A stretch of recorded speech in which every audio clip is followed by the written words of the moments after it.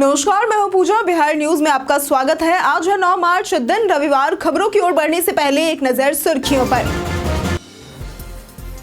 राज्य के 38 लाख युवाओं को मिलेगा रोजगार। संसदीय कार्य मंत्री विजय कुमार चौधरी ने की घोषणा। अब तक 24 लाख लोगों को मिल चुका है रोजगार। होली पर अभद्र गाने बजाने वालों पर होगी कार्रवाई। बिहार पुलिस ने अभद्र भोजपुरी गानों के प्रसारण पर रोक लगाने के जारी किए निर्देश। महिलाओं की सुरक्षा और सम्मान को लेकर उठाया गया कदम। राज्य के इस जिले में लगेगा जॉब कैंप। 750 पदों के लिए कैंप का होगा आयोजन। चयनित उम्मीदवारों को गुजरात, राजस्थान, हरियाणा और उत्तर प्रदेश में मिलेगी नौकरी। राज्य में निःशुल्क कैंसर जांच कार्यक्रम शुरू। राज्य के 45,000 गांवों की 8,338 पंचायतों में कैंसर जांच की मिलेगी सुविधा। मंत्री ने बिहार बजट 2025-26 को स्वास्थ्य क्षेत्र के लिए बताया लाभकारी। होली स्पेशल ट्रेनों में सीटें खाली, जल्दी करें बुकिंग। रेलवे ने 4 जोड़ी स्पेशल ट्रेनों का शुरू किया परिचालन। यात्रियों को जल्दी टिकट बुकिंग करने की दी गई सलाह। कंफर्म टिकट धारकों को ही मिलेगी प्लेटफॉर्म पर जाने की परमिशन। देश भर के 60 प्रमुख स्टेशनों पर बनाए जाएंगे स्थायी वेटिंग एरियाज। प्रतीक्षा सूची वाले यात्री वेटिंग एरिया में करेंगे इंतजार। आज चैंपियंस ट्रॉफी के फाइनल में भिड़ेंगे भारत न्यूजीलैंड। दोपहर 2:30 बजे से खेला जाएगा ये रोमांचक मुकाबला। 25 साल बाद न्यूजीलैंड और भारत फाइनल में होंगे आमने सामने। चलिए अब बढ़ते हैं दिन भर की 25 बड़ी खबरों की ओर विस्तार से। एनटीपीसी में फाइनेंस एग्जीक्यूटिव के पदों पर करें आवेदन। National thermal power corporation limited यानी कि एनटीपीसी ने एग्जीक्यूटिव फाइनेंस पदों पर भर्ती के लिए आवेदन आमंत्रित किए हैं। कुल 80 पद उपलब्ध हैं। Executive finance CA CMA inter के 50 पद, सीए सीएमए बी के 20 पद और सीए सीएमए के 10 पद। शैक्षणिक योग्यता के अनुसार ग्रेजुएट और संबंधित सीए सीएमए क्वालिफिकेशन आवश्यक है। आयु सीमा 30 से 40 वर्ष है। सैलरी 71,000 रुपए से 1,25,000 रुपए तक है। जनरल, ओबीसी और ईडब्ल्यूएस वर्ग के लिए आवेदन शुल्क 300 रुपए है, जबकि अन्य वर्गों के लिए निःशुल्क है। चयन प्रक्रिया में शॉर्टलिस्टिंग, रिटन टेस्ट और इंटरव्यू शामिल है। आवेदन के लिए ऑफिशियल वेबसाइट careers.ntpc.co.in पर जाएं।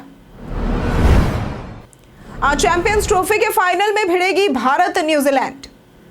आईसीसी चैंपियंस ट्रॉफी 2025 का फाइनल भारत और न्यूजीलैंड के बीच 9 मार्च यानी कि आज दुबई में खेला जाएगा। 25 साल बाद दोनों टीमें फाइनल में भिड़े थे जब न्यूजीलैंड ने भारत को हराया था। भारत की कोशिश होगी कि वो 2017 की निराशा को पीछे छोड़ते हुए खिताब जीते। संभावित भारतीय प्लेइंग 11 में रोहित शर्मा और शुभमन गिल ओपनिंग करेंगे, जबकि विराट कोहली, श्रेयस अय्यर और केएल राहुल मध्य क्रम की जिम्मेदारी संभालेंगे। हार्दिक पांड्या, अक्षर पटेल और रविंद्र जडेजा ऑलराउंडर के रूप में खेलेंगे और स्पिनरों में कुलदीप यादव और वरुण चक्रवर्ती हो सकते हैं। तेज गेंदबाजी की जिम्मेदारी मोहम्मद शमी और हार्दिक पांड्या के पास होगी। मैच भारतीय समय अनुसार दोपहर 2:30 बजे से है।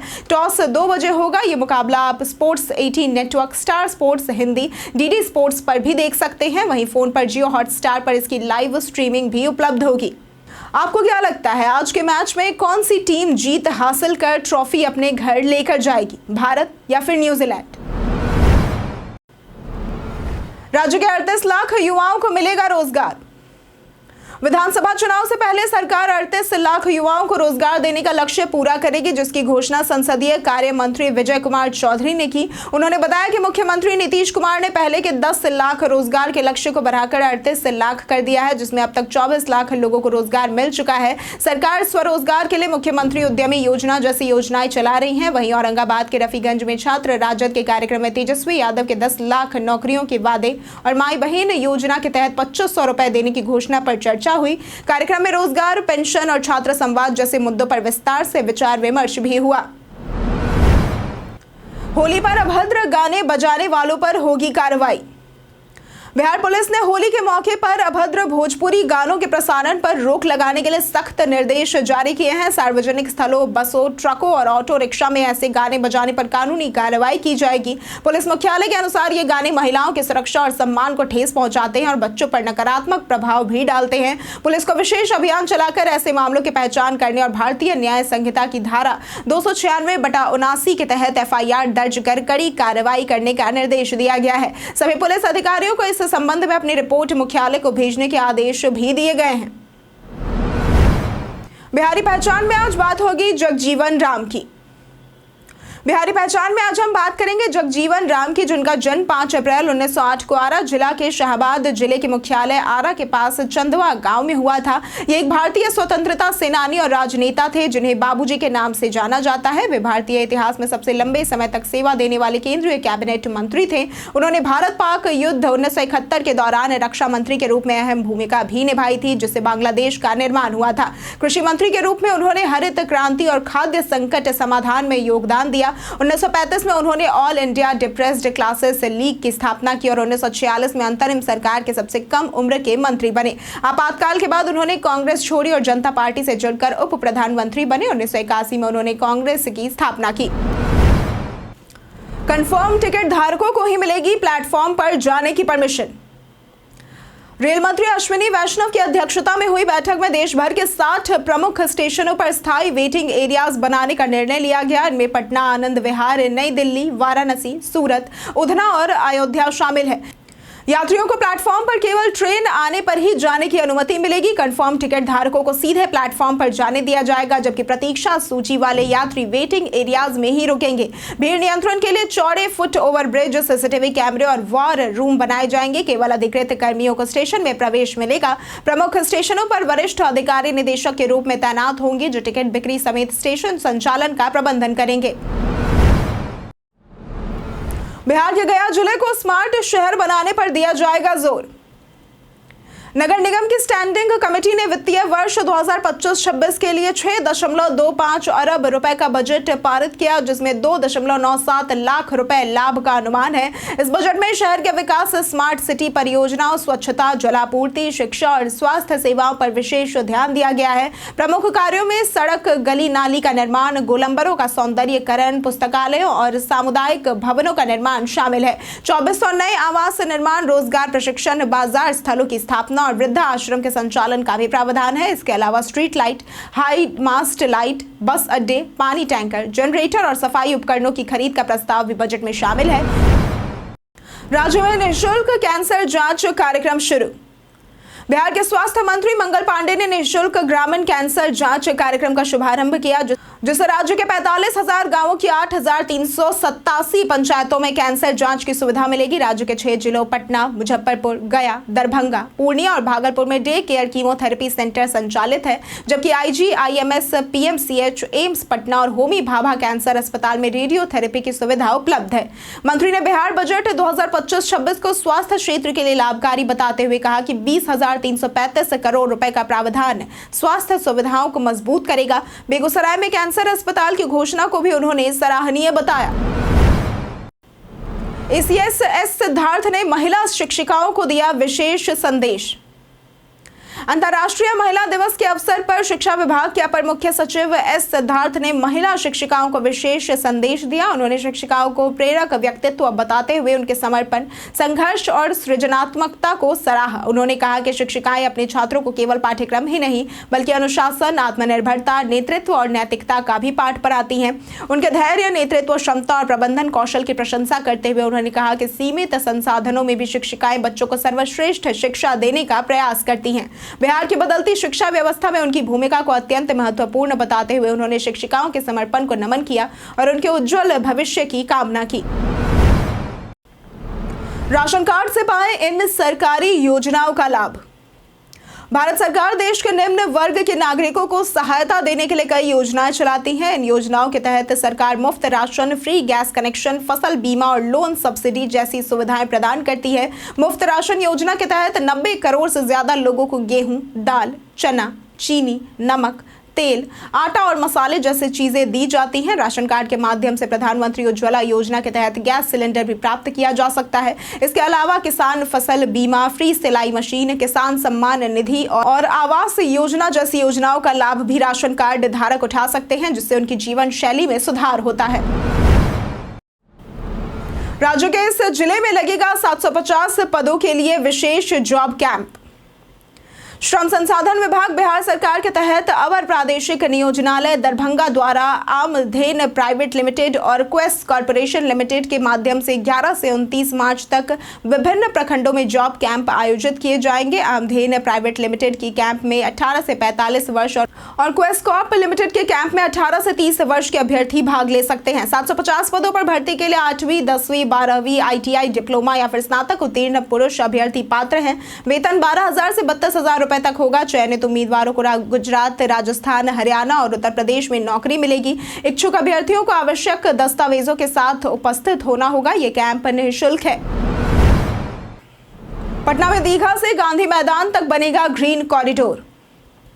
जेपी गंगा पथ पर दीघा से दीदारगंज तक गाड़ियों का परिचालन 31 मार्च से शुरू होगा। इसकी पुष्टि पथ निर्माण मंत्री नितिन नवीन ने की। पटना में गांधी मैदान से साइंस कॉलेज तक डबल डेकर फ्लाईओवर, कच्ची दरगाह, बिदुपुर 6 लेन पुल का सबलपुर से राघोपुर और मीठापुर महूली एलिवेटेड रोड का कार्य अप्रैल तक पूरा होगा। जेपी गंगा पथ परियोजना के तहत दीघा से गांधी मैदान के बीच 7 किलोमीटर लंबा ग्रीन कॉरिडोर बनाया जाएगा, जिसमें रिवर फ्रंट, उद्यान, फूड कोर्ट, साइकिल ट्रैक, महिला हाट और पार्किंग की सुविधाएं होंगी। 2025 तक NH की 12, बिहार राज्य पथ विकास निगम की 9 और पुल निर्माण निगम की 4 परियोजनाएं पूरी की जाएंगी।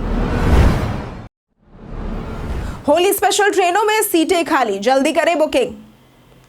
होली के अवसर पर लंबी दूरी की प्रमुख ट्रेनें जैसे कि वंदे भारत, तेजस, राजधानी, विक्रमशिला, लोकमान्य तिलक और अंग एक्सप्रेस पूरी तरह से फुल हो चुकी हैं। रेलवे ने यात्रियों की सुविधा के लिए दिल्ली, सूरत, मुंबई और उधना के लिए 4 होली स्पेशल ट्रेनें चलाई हैं, जिनमें अभी सीटें खाली हैं। 03435, 03436 Malda town Anand Vihar terminal express, 03413 Malda town Delhi special में 15 और 17 मार्च को पर्याप्त बर्थ उपलब्ध है। हालांकि विक्रमशिला एक्सप्रेस, ब्रह्मपुत्र मेल, गरीब रथ, हावड़ा जमालपुर एक्सप्रेस सहित अन्य ट्रेनों में लंबी वेटिंग चल रही है। जल्दी टिकट बुकिंग करने की सलाह दी गई है, क्योंकि स्पेशल ट्रेनों में भी जल्द सीटें भर सकती हैं।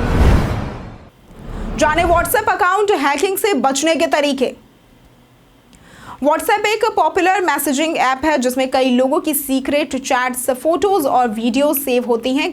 कई बार लोग चोरी छिपे आपके व्हाट्सएप का एक्सेस ले सकते हैं। इसे चेक करने के लिए व्हाट्सएप का लिंक्ड डिवाइसेस फीचर मददगार है। इसके लिए व्हाट्सएप खोलें, फिर एंड्रॉयड में टॉप राइट पर 3 डॉट्स पर क्लिक करें और लिंक्ड डिवाइसेस चुनें। यहाँ आपको दिखेगा कि आपका अकाउंट किन किन डिवाइस पर लॉगिन है। अगर कोई अनजान डिवाइस दिखे तो उस पर टैप करें और लॉग आउट का विकल्प चुनें।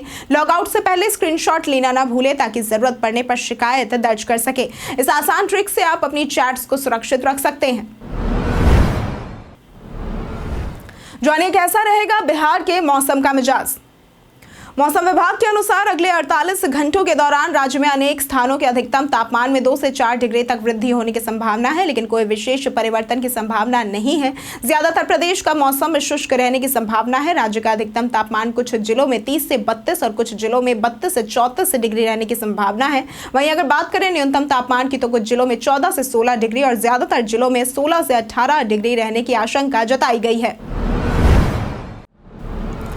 बारात के लिए ऐसे करें ट्रेन की बुकिंग। शादी में शाही अंदाज और भव्यता को बढ़ाने के लिए अब बारातियों को बसों के बजाय पूरी ट्रेन में यात्रा करने का एक शानदार विकल्प मिल गया है। भारतीय रेलवे IRCTC बारात और समूह यात्राओं के लिए फुल ट्रेन बुकिंग की सुविधा प्रदान करता है। इसके लिए आपको IRCTC की वेबसाइट www.irctctourism.com पर और www.ftr.irctc.com पर जाएं या फिर नजदीकी रेलवे स्टेशन के मुख्य वाणिज्यिक अधिकारी चीफ कमर्शियल मैनेजर से संपर्क करें। एक लिखित आवेदन दें जिसमें यात्रा की तारीख, यात्रा मार्ग, यात्रियों की संख्या और अन्य आवश्यक जानकारी के साथ आवेदन करना होता है। अग्रिम भुगतान करना होता है और रेलवे की मंजूरी प्राप्त करनी होती है। पूरी ट्रेन बुकिंग की लागत यात्रा की दूरी, कोचों की संख्या और अतिरिक्त सेवाओं पर निर्भर करती है। यह प्रक्रिया कम से कम 30 से 60 दिन पहले शुरू करनी चाहिए और ट्रेन यात्रा से जुड़ी सभी शर्तों का पालन करना जरूरी है। शराब की तस्करी मामले में फर्जी दारोगा हुआ गिरफ्तार। भोजपुर जिले के सहायक आयुक्त उत्पाद एवं मद्य निषेध रजनीश की गुप्त सूचना पर कार्रवाई करते हुए उत्पाद विभाग की टीम ने एक फर्जी दारोगा को गिरफ्तार किया है। आरोपी रविकिशन पराशर निवासी जलालपुर छपरा बिहार पुलिस की वर्दी पहनकर शराब तस्करी कर रहा था। टीम ने बक्सर पटना 4 लेन पर उसकी लग्जरी सफारी कार को रोककर 283 लीटर विदेशी शराब बरामद की। आरोपी बलिया से छपरा शराब ले जा रहा था। उसने 1 माह पहले पुलिस की वर्दी सिलवाई थी ताकि शक न हो। गिरफ्तारी के दौरान उसने अधिकारियों पर धौंस जमाने की कोशिश की लेकिन नाकाम रहा। रूसी कंपनी को मिला बिहटा एयरपोर्ट के विस्तार का कॉन्ट्रैक्ट। बिहटा एयरपोर्ट के विस्तार के तहत जिला प्रशासन ने 8.44 एकड़ भूमि एयरपोर्ट प्रशासन को सौंपी है, जिससे कुल 134 एकड़ भूमि अब तक हस्तांतरित हो चुकी है। इसमें 19 एकड़ भूमि स्टेट हैंगर के लिए सुरक्षित है। 449.99 करोड़ रुपए की लागत से निर्माण का ठेका रूस की कंपनी को मिला है, जिसे EPC मोड में पूरा किया जाएगा। नए टर्मिनल भवन में 3000 यात्रियों की क्षमता और 10 विमानों की पार्किंग की सुविधा होगी। रनवे विस्तार के लिए 191.8 एकड़ भूमि का सर्वे पूरा कर रिपोर्ट कैबिनेट को भेजी गई है। इस विस्तार से पटना एयरपोर्ट पर यात्री भार कम होगा और बिहार में हवाई संपर्क व क्षेत्रीय विकास को बढ़ावा मिलेगा। बिहार एयरपोर्ट्स पर सस्ते कैफे की उठी मांग। Bihar chamber of commerce and industries ने केंद्रीय नागर विमानन मंत्री को पत्र लिखकर पटना, गया और दरभंगा एयरपोर्ट पर किफायती उड़ान यात्री कैफे खोलने की मांग की है। चैंबर अध्यक्ष सुभाष पटवारी ने बताया कि चेन्नई और कोलकाता एयरपोर्ट पर ऐसे कैफे में सस्ती दरों पर पानी, चाय, कॉफी और स्नैक्स उपलब्ध है, जिससे यात्रियों को राहत मिलती है। बिहार के आर्थिक हालात और प्रवासी मजदूरों को देखते हुए उन्होंने इस सुविधा को बिहार के एयरपोर्ट्स पर भी शुरू करने का अनुरोध किया है। इसके साथ ही बिहार के कई नेताओं को पत्र लिखकर समर्थन मांगा है। इसके अलावा अनीसाबाद पुलिस कॉलोनी जलापूर्ति केंद्र में मोटर खराब होने से तीसरे दिन भी जल संकट बना हुआ है, जिससे कई क्षेत्रों में पानी की किल्लत बनी हुई है। बिहार पर्यटन में आज बात होगी डुंगेश्वरी मंदिर की। बिहार पर्यटन में आज हम बात करेंगे प्राचीन डुंगेश्वरी मंदिर की, जो कि गया के उत्तर पूर्व में 12 किलोमीटर दूर स्थित है, जिसे महाकाल गुफा मंदिर भी कहा जाता है। यह बौद्ध धर्म के अनुयायियों के लिए एक पवित्र स्थल है, क्योंकि माना जाता है कि भगवान गौतम बुद्ध ने बोध गया जाने से पहले यहाँ पर ध्यान किया था। इन गुफाओं में बौद्ध प्रतिमा स्थित है और ये काफी जटिल प्रतीत होती है। कथा के अनुसार कठोर तपस्या के दौरान बुद्ध अत्यंत कमजोर हो गए थे। तब पास के ही गाँव की सुजाता नामक महिला ने उन्हें भोजन कराया था, जिससे बुद्ध को मध्यम मार्ग का ज्ञान प्राप्त हुआ था।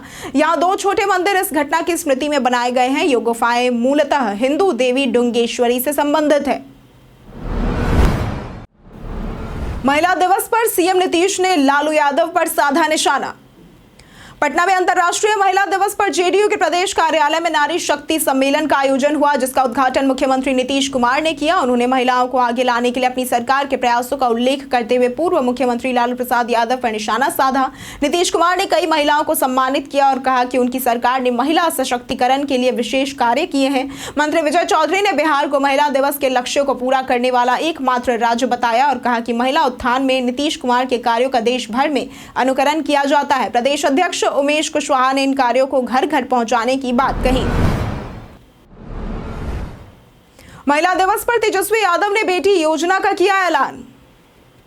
पटना में अंतर्राष्ट्रीय महिला दिवस पर तेजस्वी यादव ने महिलाओं के लिए कई वादे किए। उन्होंने महिलाओं के संघर्ष और योगदान को सराहा और कहा कि समाज का आधार नारी ही है। तेजस्वी ने बेटी योजना का ऐलान किया, जिसमें बच्चियों की शिक्षा, ट्रेनिंग और रोजगार का प्रावधान होगा। उन्होंने महिलाओं को हर माह 2500 देने, वृद्धा पेंशन 1500 करने और गैस सिलेंडर 500 में देने का वादा किया। तेजस्वी ने नीतीश सरकार पर निशाना साधते हुए कहा कि उनकी सरकार नकारा हो चुकी है और महिलाओं को उचित सम्मान व सुरक्षा देने में विफल रही है। उन्होंने लोगों से सतर्क रहने की अपील करते हुए नई सरकार बनाने का आह्वान किया।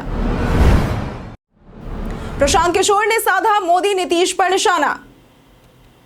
प्रशांत किशोर ने बिहार की राजनीति पर निशाना साधते हुए लालू यादव, नीतीश कुमार और प्रधानमंत्री नरेंद्र मोदी पर हमला किया। उन्होंने कहा कि लालू नीतीश ने 35 वर्षों से जनता को जात पात में उलझा रखा है, जबकि मोदी 5 किलो अनाज देकर वोट बटोर रहे हैं। प्रशांत किशोर ने कहा कि बिहार के लोग जब तक शिक्षा और रोजगार पर ध्यान नहीं देंगे तब तक हालत नहीं सुधरेंगे। उन्होंने कहा कि बिहार के युवा गुजरात में मजदूरी कर रहे हैं क्योंकि वहां विकास हो रहा है, जबकि बिहार में नेता जाति के नाम पर चुनाव जीतते आ रहे हैं। पीके ने मरौरा की बंद चीनी मिल का उदाहरण देकर जनता से बच्चों के भविष्य को प्राथमिकता देने की अपील की। भारत के इतिहास में आज की तारीख कई कारणों से है दर्ज। आज के दिन 2009 में तमिलनाडु ने पश्चिम बंगाल को 66 रनों से पराजित कर विजय हरारे ट्रॉफी जीती थी। आज के दिन 1915 में डॉक्टर नगेंद्र भारत के प्रसिद्ध हिंदी साहित्यकार का जन्म हुआ था। आज के दिन 1956 में शशि थरूर जो कि भारतीय लेखक थे उनका जन्म हुआ था। आज के दिन 1985 में पार्थिव पटेल जो कि एक भारतीय क्रिकेट खिलाड़ी है उनका भी जन्म हुआ था। आज के दिन 1968 में हरिशंकर शर्मा जो कि भारत के प्रसिद्ध साहित्यकार, कवि, लेखक, व्यंग्यकार और पत्रकार है उनका निधन हुआ था। और आज के दिन 1971 में के आसिफ प्रसिद्ध फिल्म निर्माता निर्देशक का निधन हुआ था। आज के दिन 1994 में देविका रानी जो कि भारतीय अभिनेत्री है उनका निधन हुआ था। सीएम नीतीश ने किया वन्य जीव अस्पताल का निरीक्षण। मुख्यमंत्री नीतीश कुमार ने हाल ही में राजगीर जू सफारी स्थित वन्य जीव अस्पताल का निरीक्षण किया। उन्होंने वन्य जीवों की चिकित्सा व्यवस्था की विस्तृत जानकारी ली और अस्पताल की सुविधाओं का जायजा लिया। मुख्यमंत्री ने वहां मौजूद शेर के 2 शावकों को खेलते हुए देखा और प्रसन्नता व्यक्त की। उन्होंने अधिकारियों को निर्देश दिया कि इन शावकों सहित सभी वन्य जीवों की समुचित देखभाल सुनिश्चित की जाए और उनकी सुविधाओं का विशेष ध्यान रखा जाए। बता दें कि राजगीर जू सफारी जिसे 2021 में मुख्यमंत्री द्वारा ही उद्घाटित किया गया था, देश का सबसे अच्छा जू सफारी माना जाता है और इसमें बाघ, शेर, तेंदुआ, भालू तथा हिरन जैसे 5 प्रकार के जानवर भी रखे गए हैं। हम प्रतिदिन आपसे 5 ऐसे जरूरी सवाल और उसके जवाब बताएंगे जो कि बीपीएससी, बिहार पुलिस, दारोगा समेत एसएससी जैसे अन्य प्रतियोगी परीक्षाओं में काम आएंगे। सवाल इतिहास, बिहार स्पेशल, विज्ञान, करंट अफेयर्स और भूगोल से रहेंगे। पूछे गए 5 सवालों में आपने कितना सही उत्तर दिया यह हमें कॉमेंट करके जरूर बताएं। हमारा पहला सवाल है, बिहार की सबसे ऊंची चोटी कौन सी है? ए सोमेश्वर, बी रामशिला, सी प्रागबोधि या फिर डी गुरपा? इसका सही जवाब है ए सोमेश्वर। हमारा दूसरा सवाल है, बाबूजी के नाम से लोकप्रिय कौन थे? ए राजेंद्र प्रसाद, बी BR अम्बेडकर, सी जगजीवन राम या फिर डी CD देशमुख? इसका सही जवाब है सी जगजीवन राम। हमारा तीसरा सवाल है, हाल ही में किस संगठन ने वर्ल्ड एनर्जी आउटलुक 2024 रिपोर्ट प्रकाशित की? A International Energy Agency, B World Bank, C अंतर्राष्ट्रीय मुद्रा कोष या फिर डी संयुक्त राष्ट्र विकास कार्यक्रम? इसका सही जवाब है ए इंटरनेशनल एनर्जी एजेंसी। हमारा चौथा सवाल है, 1 रैंक 1 पेंशन योजना किस मंत्रालय से संबंधित है? ए गृह मंत्रालय, बी रक्षा मंत्रालय, सी वित्त मंत्रालय या फिर डी ग्रामीण विकास मंत्रालय? इसका सही जवाब है बी रक्षा मंत्रालय। बीते दिन हमारे द्वारा पूछे गए सवाल का जवाब आप लोगों में से बहुत लोगों ने हमारे कमेंट सेक्शन में लिख कर दिया है। जिन्होंने हमारे द्वारा पूछे गए सवाल का जवाब दिया है उनके नाम है राकेश मिश्रा, राजेश कुमार, नरेंद्र कुमार, विनय कुमार, संजय कुमार, रितेश यादव, अशोक कुमार, राजीव कुमार, पवन गुप्ता, रवि कुमार, गायत्री कुमारी, विजय राय, रवि मोहन वर्मा, प्रदीप पंडित, रजित मिश्रा, मिथिलेश कुमार, विनय कुमार, पीयूष शर्मा और अरविंद सिंह। इसके साथ बढ़ते हैं आज के सवाल की ओर। आज का सवाल है, क्या आपको भी लगता है अभद्र गाने बजाने पर रोक लगनी चाहिए? आप अपना जवाब हमें हमारे कमेंट सेक्शन में लिखकर जरूर बताएं। आज के लिए सिर्फ इतना ही। बिहार की तमाम खबरों के साथ बने रहने के लिए देखते रहें बिहारी न्यूज। और साथ ही अगर आप यूट्यूब चैनल पर देख रहे हैं तो चैनल को सब्सक्राइब करें और अगर आप फेसबुक पेज पर देख रहे हैं तो लाइक और फॉलो जरूर करें।